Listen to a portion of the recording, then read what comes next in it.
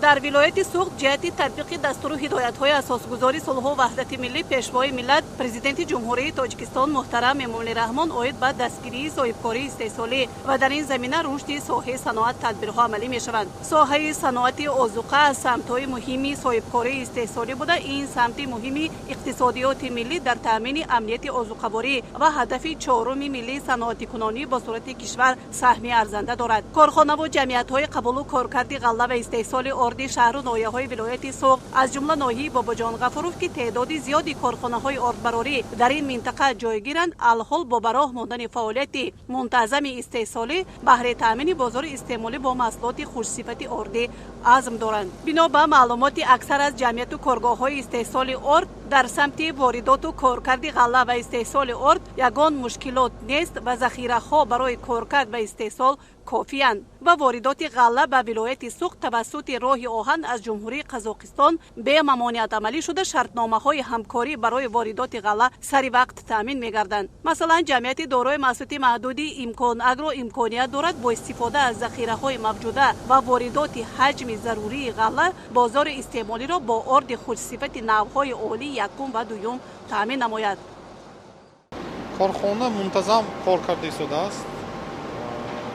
захира ҳаст, захираҳо мерасад бо шартномаҳои наве ки ҳозир бо ҷумҳурии Қазоқистон бастагӣ равон мекунанд қатораҳоро. ҳозир чӣ қадар захира доред тахминан? тахминан қариб 2000 тонн захира дорем. ҳозир ҳар шабонарӯз коркарди гандум 60 тонн 65 тонн шуд. арзиши орд аз 190 то 192-93 амихел фурӯхтосем. дар бозорҳо албатта ҳаст, бозорҳои таъмин кардосем. дар бозорҳои душанбе нуқтаҳои фурӯш дорем. инҷоям равон кардосем ордеро. ҷамъиятҳои дорои маҳсулоти маҳдуди орди Фатир ва Ҳоҷи Юсуф низ чанд сол аст бо қабулу коркарди ғалла ва истеҳсоли орд машғул буда, имкону иқтидор дорад талаботи аҳолиро бо ин маҳсулоти асосии ғизоӣ пурра қонеъ намояд. Масалан, танҳо орди Фатир алҳол дар анборҳои худ то 6000 тонна гандум захира дорад ва воридоти боз 10000 тонна гандум дар рӯзҳои наздик пешбинӣ гашта, ҳамагии маҳсулоти ордӣ дар анборҳо то 16000 халта мавҷуд буда, дар дигар нуқтаҳои савдои ҷамъият низ 11000 халта орди Фатир дастрас гардидааст.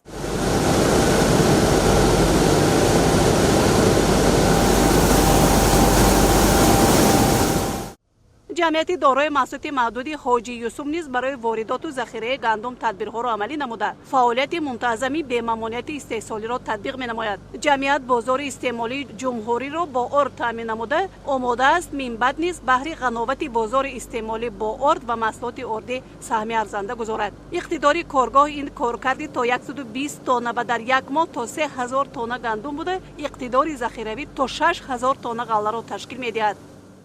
дар давоми фаъолияти худамо мо мунтазам аҳолиро бо ҳамин маҳсулоти олидараҷаи ордӣ таъмин мекунем.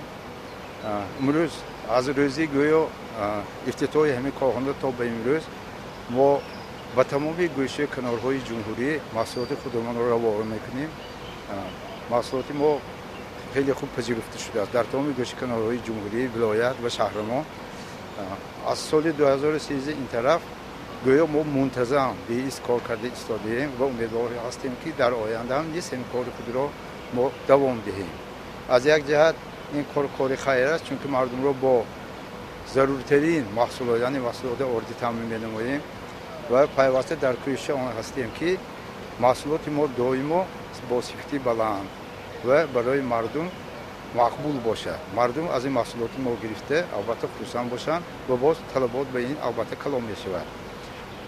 ҳозир ҳам дар гӯё силосиҳои мо ки захираи гандум ҳам вуҷуд мешавад, гандум мо дорем.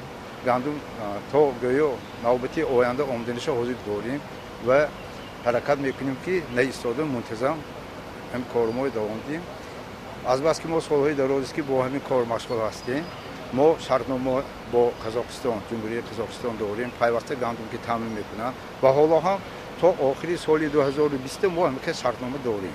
дар ин вилояти мо агар хато накунам 20 изофа корхонаҳо ҳаст ва дастҷамъии ҳамин корхонаҳо кида албатта таъминоти мардум бо ҳамин маҳсулоти зарури таъмин хоҳад шуд. чунки ҳамин осиёҳо ҳама захираҳои гандуми худошон доранд ва пайваста ҳамаи ҳамиҳоям бо ҳамин ҷумҳурии Қазоқистон шартномаи худашонро доранд.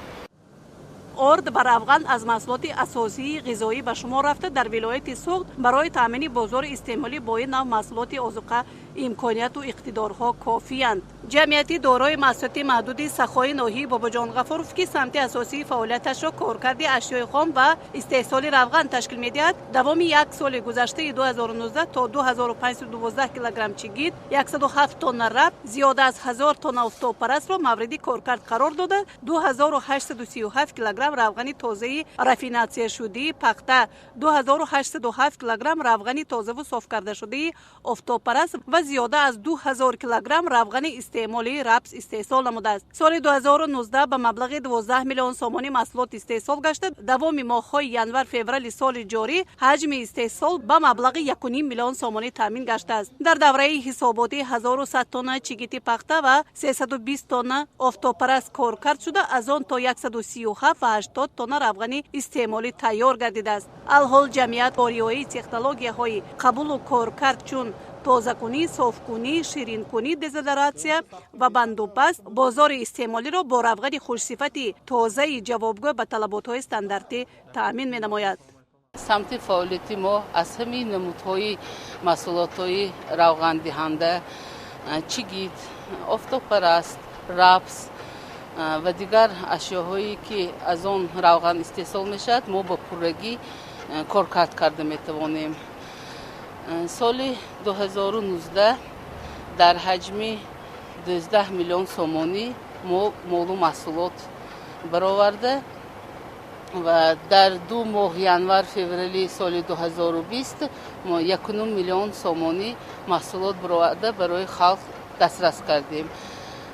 дар ҳамин сана дар коргоҳи мо захираҳо барои фаъолияти коргоҳ пурра таъмин шуда, дар анборҳои корхона чигит, дони офтобпараст мавҷуд аст ки корхона бе ягон мамоният истеҳсолоти худро ба пеш бурда истодааст.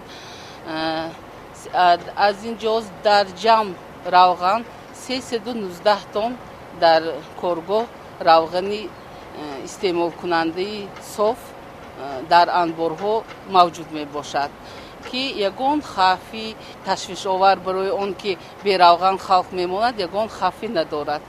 дар коргоҳ ин намуди равған дар ҳаҷми бисёр барои мардуми ҷумҳурии Тоҷикистон дастрас мебошад. ман бо боварӣ комил гуфта метавонам ки мо имконият дорем ки бозори истеъмолии ҷумҳурии Тоҷикистонро бо равғанҳои хушсифат таъмин намоем.